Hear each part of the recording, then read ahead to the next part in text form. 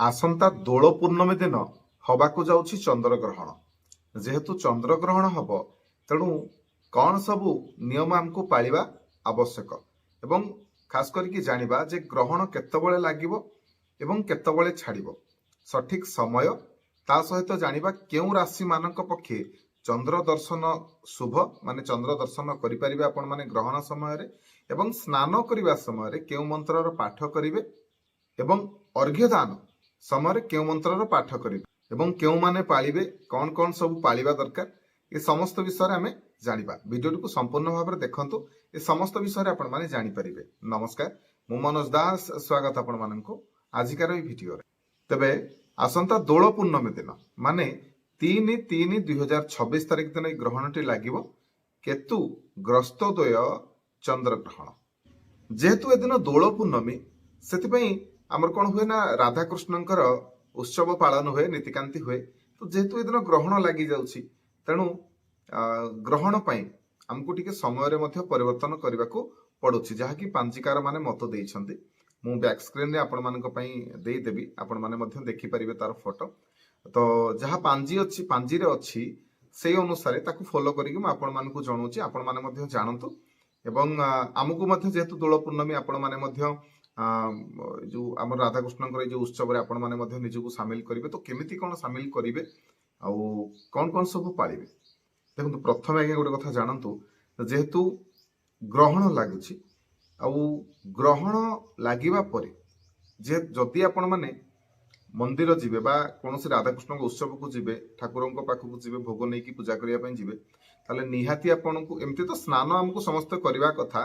प्रायतः आजिकल बोध हुए कि करू नाहंती, नले ग्रहण छाड़िबा परे स्नान करबा कथा। तो जदि आपण मंदिर जिबे, राधा कृष्ण पाखु को जिबे, पूजा करिया पय जिबे, ताहले गोटे काम करिवे, ग्रहण जेतबेले छाड़िबो, मु आगु को समय कहिबी, ग्रहण जेतबेले छाड़िबो आपण माने प्रथमे गाधेइबे एवं गाधेवा समय गोटे मंत्र अछि ताकू पाठ करिवे एवं अर्घ्य दान रो मध्ये मंत्र अछि ताकू भी अर्घ्य देबे, आपण गाधेइबे, ए सब करिवे। तापरे आपण ठाकुर पाखु जिबे। अगाधे नगाधे की जम्मा केबे हेले जिबेनी, काना आपण निजे पवित्र नाहंती। जेहेतु ग्रहण लागितला तेणु हमकू निहाती भाबरे गाधेबा आवश्यक। तबे वर्तमान प्रथमे आसंतु जानि नबा ग्रहण स्पर्शर समय माने केतबेले लागिबो आ केतबेले छाड़िबो तार सठिक टाइम। तबे सीधा सीधा भाबरे कहिबा को गले ग्रहण लागिबार ए जो चंद्र ग्रहण लागिबार 12 घंटा पूर्वरु देवनीति पाकत्याग निषेध करा जाय, माने पूजा बंद करा जाय।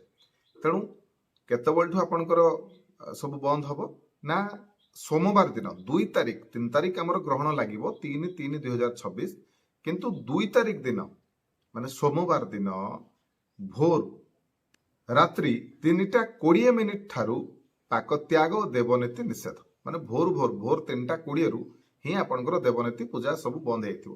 अवश्य से समय हम समस्त सोईथिबा, किंतु सेतबेले हमकु किछि विशेष प्रभाव हम ऊपर पड़िबोनी, किंतु सकाळ हेले तो पड़िबो। सकाळे आ पूजा होई परिबो नाही। सकाळ हेले आपन कोन हे जिवो ना मंगलवार हे जिवो, आउ सेतबेलठु ही आपनकर 3:20 2 तारिख दिन राति 3:20 पर ठारू देवनीति पूजा हांडी छाड़ ए सब आपनकर हे गला। सेपरि ग्रहणर सर्वमुख्य परे माने केतबेले छाड़िबो, ताले छाड़िबो होची 3 तारिख दिन मंगलवार दिन 3 तारिख मंगलवार संध्या 6:50 रे सर्वमुख्य छाड़िबो।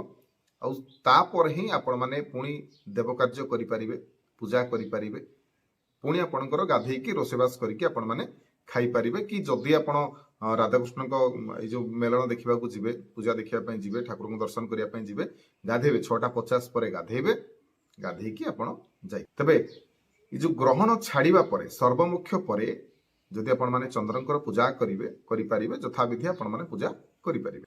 वर्तमान आसंतु जानिबा को माने ए जिंस को न मानिले भी चलिबो, ग्रहणर नियम को न मानिले भी चलिबो।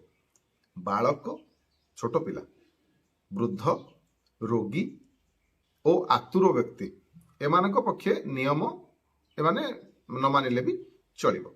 वर्तमान आसंतु जानिबा ग्रहण दर्शन शुभ माने को राशि मानक पक्षे ए ग्रहण को दर्शन करिबा शुभ हबो, माने दर्शन करि पारि। वृष, मिथुन, सिंह, कन्या, तुला, बिछा, कुंभ एवं मीन राशि आपण माने ग्रहण समय रे चंद्र को दर्शन करि परिबे।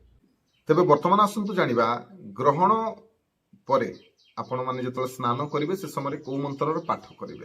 ସମାପ୍ୟହಂ ବିମୁକ୍ତୋଷି କେତୁବର୍ଦ୍ଧନ ସଙ୍କଟାତ୍ ତଥା ତ୍ୱଂ ରୋହିଣୀକାନ୍ତ ଆପଦୋ ମଂ ବିମୋଚୟେ। ଆପଣମାନେ ଏ ମନ୍ତ୍ରର ପାଠ କରିବେ।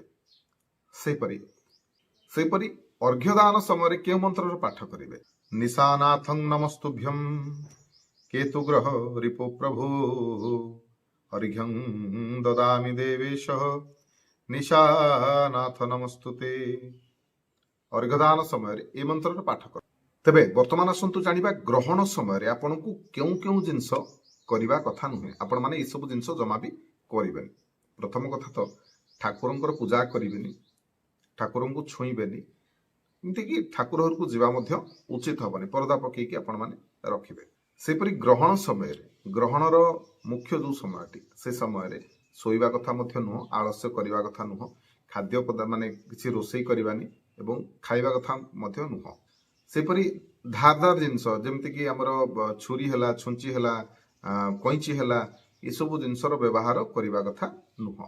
ଖାସ କରିକି ଗର୍ଭବତୀ ମହିଳା ମାନେ ବିଶେଷ ଭାବରେ ଧ୍ୟାନ ରଖିବେ। ଆପଣମାନେ ଗ୍ରହଣ ସମୟରେ ବାହାରକୁ ଆସନ୍ତୁ ନାହିଁ, ଖୋଲା ଆକାଶକୁ ଅନାନ୍ତୁ ନାହିଁ, ବା ଗ୍ରହଣ ସମୟରେ ଦେଖିବା ପାଇଁ ମାନେ ଗ୍ରହଣ ସମୟରେ ଆପଣ ସୂର୍ଯ୍ୟଙ୍କର ହଉ, ପରାଗ ହଉ କିମ୍ବା ଚନ୍ଦ୍ରଗ୍ରହଣ ହଉ ଆପଣ ଦେଖିବା କଥା ନୁହଁ।